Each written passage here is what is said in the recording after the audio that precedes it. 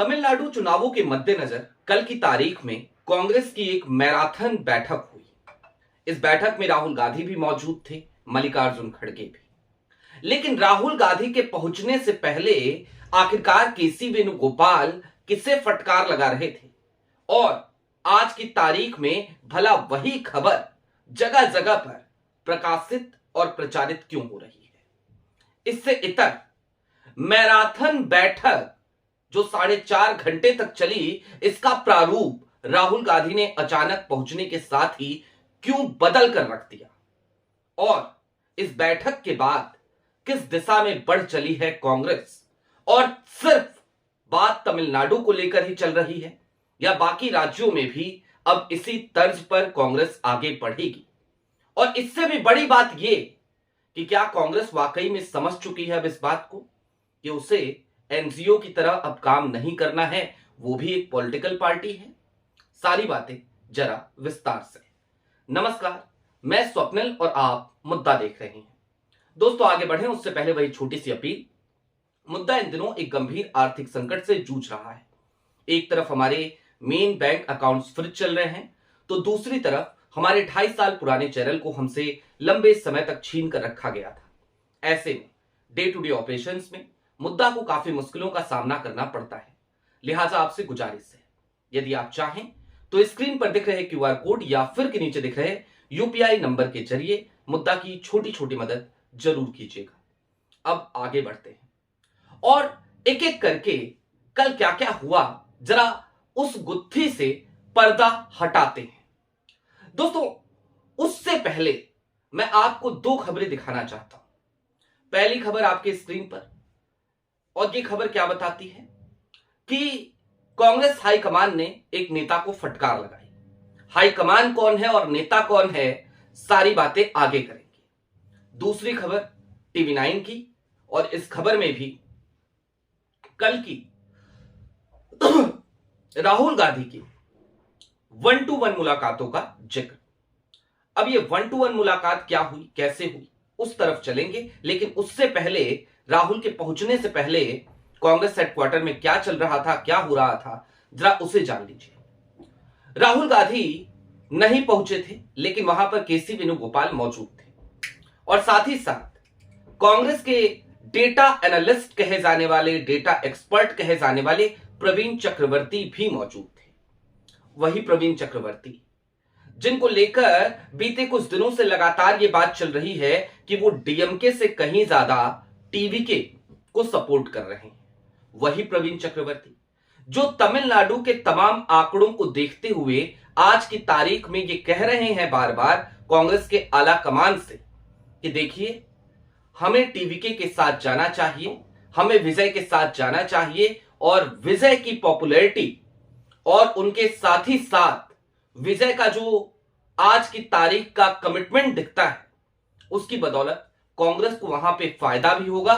दूसरी तरफ सबसे बड़ी अचीवमेंट कांग्रेस की यह होगी कि कांग्रेस अपने पैरों पर खड़ा हो सकेगी, ना कि पिछलग्गू पार्टी बनेगी, क्योंकि टीवीके कांग्रेस को बेहतर तरीके से ट्रीट करेगी, बरक्स जैसे कि डीएमके करती है। लेकिन केसी वेणुगोपाल कल इन्हीं प्रवीण चक्रवर्ती को फटकार लगा रहे थे, धमका रहे थे। और ये तमाम चीजें इसलिए चल रही थी क्योंकि प्रवीण चक्रवर्ती बार बार कांग्रेस एनजीओ नहीं है, कांग्रेस एक पॉलिटिकल पार्टी है, ये भाव रखते हुए कांग्रेस आला कमान के पास संदेश पहुंचा रहे हैं। इतना ही नहीं, प्रवीण चक्रवर्ती तमिलनाडु कांग्रेस के जो स्थानीय नेता हैं उनसे भी लगातार बातचीत कर रहे हैं, उनसे भी जमीन की सच्चाई को टटोल रहे हैं, और इन सब के साथ साथ वो उन तमाम शिकायतों को भी तरजीह दे रहे हैं जो शिकायतें कांग्रेस के स्थानीय नेतृत्व की हैं अपने साथी से, यानी कि डीएमके से। लिहाजा प्रवीण चक्रवर्ती को फटकार लग रही थी। खैर, राहुल गांधी पहुंचे, मल्लिकार्जुन खड़गे पहुंचे, मीटिंग की शुरुआत हुई और उसके बाद से एकाएक पूरा का पूरा प्रारूप राहुल गांधी ने बदल के रख दिया।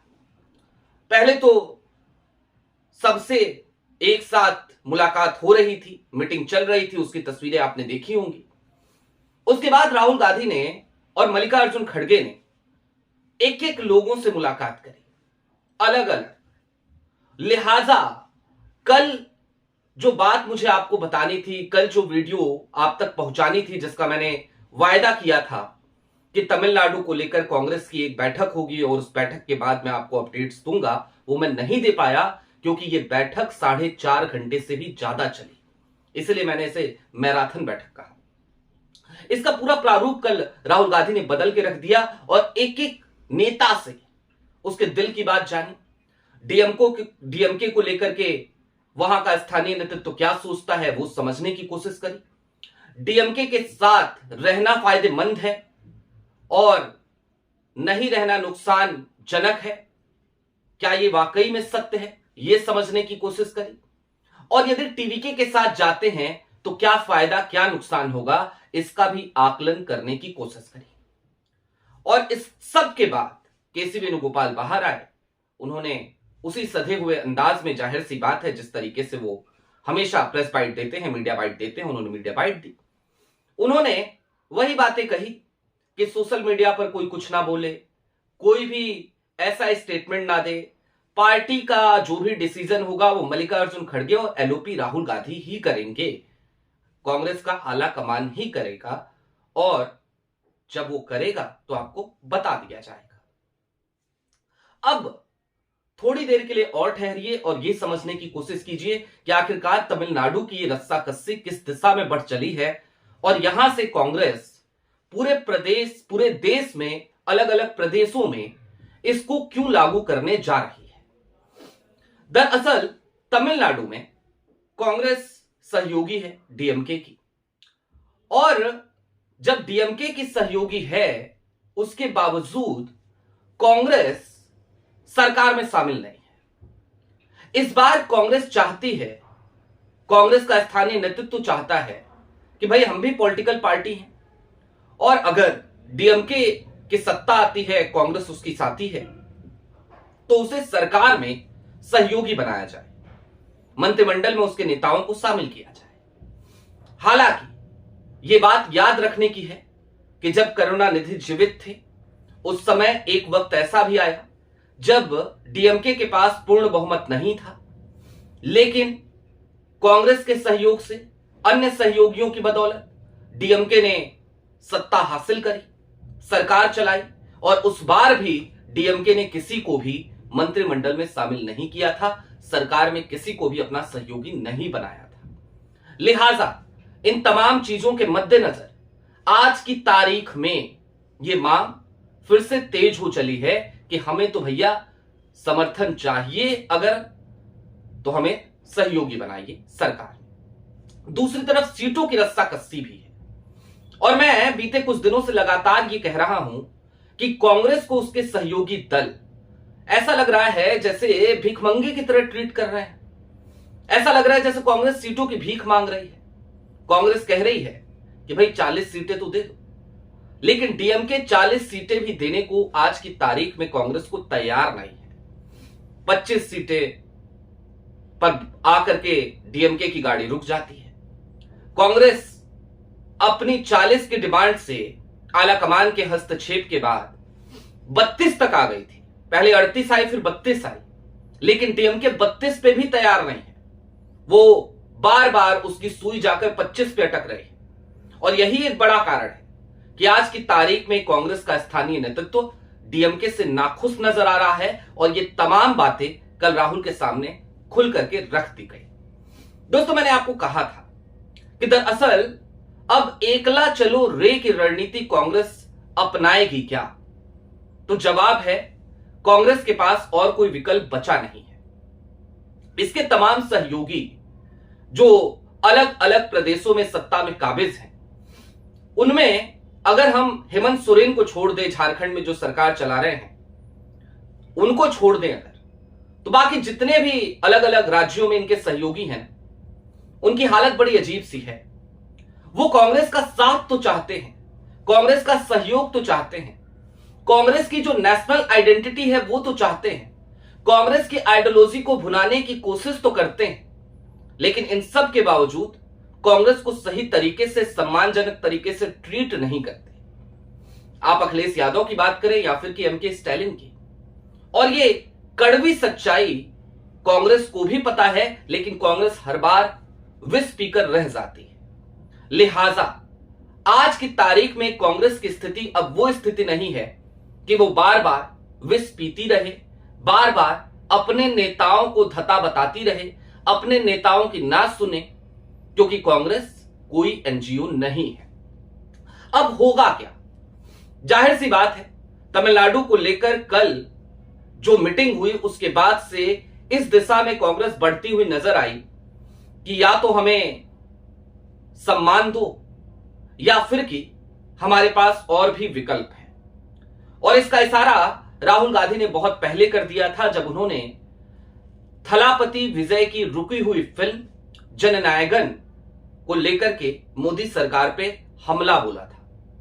और उन्होंने सीधे कहा था कि ये तमिल अस्मिता की बात है और तमिल संस्कृति पर कुठाराघात है, क्योंकि उस फिल्म को सेंसर बोर्ड सर्टिफिकेट नहीं दे रहा है।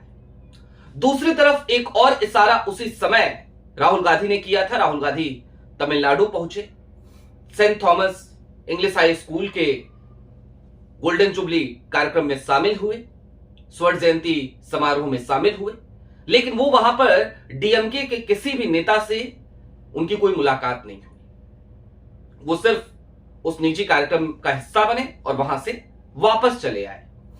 तो ये तमाम चीजें इस तरफ इशारा कर रही हैं कि राहुल गांधी बार बार संदेश दे रहे हैं, डीएमके के पास अभी भी वक्त है, शायद राहुल ये कहना चाह रहे हैं, लेकिन डीएमके के कान पर जू नहीं रेंगेगी तो जाहिर सी बात है कांग्रेस के पास थलापति विजय का विकल्प भी है और थलापति विजय का खुला ऑफर भी, क्योंकि उनके प्रवक्ता ने खुले तौर पे कह दिया था कि कांग्रेस तो हमारी स्वाभाविक सहयोगी है, लेकिन भारतीय जनता पार्टी के साथ तो हम कभी जा ही नहीं सकते।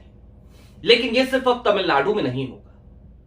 तमिलनाडु से इतर हटकर देश के अलग अलग राज्यों में, खास तौर पर उत्तर प्रदेश में, कांग्रेस अकेले चलने की ही रणनीति पर काम करेगी। और निश्चित तौर पर यह सबसे बड़ा सरदर्द अखिलेश यादव के लिए होगा। एमके स्टैलिन तो खैर अपनी साख बचा लेंगे, लेकिन व्हाट अबाउट अखिलेश यादव, ये एनालिसिस का विषय है। उत्तर प्रदेश में 20 जनवरी को राहुल गांधी रायबरेली पहुंच रहे हैं। वहां पे यूपी के नेतृत्व के साथ भी उनकी एक मुलाकात होनी है। उसके बारे में भी अब से थोड़ी देर बाद मैं आपको आज अपडेट दूंगा कि आखिरकार उत्तर प्रदेश को लेकर कांग्रेस किस रणनीति के तहत आगे बढ़ने वाली है। अभी के लिए दीजिए इजाजत, चलते चलते फिर वही अपील, चैनल पे नए हो तो सब्सक्राइब करते हुए जाइएगा, सक्षम हो तो छोटी छोटी मदद मुद्दा की जरूर कीजिएगा। बहुत शुक्रिया।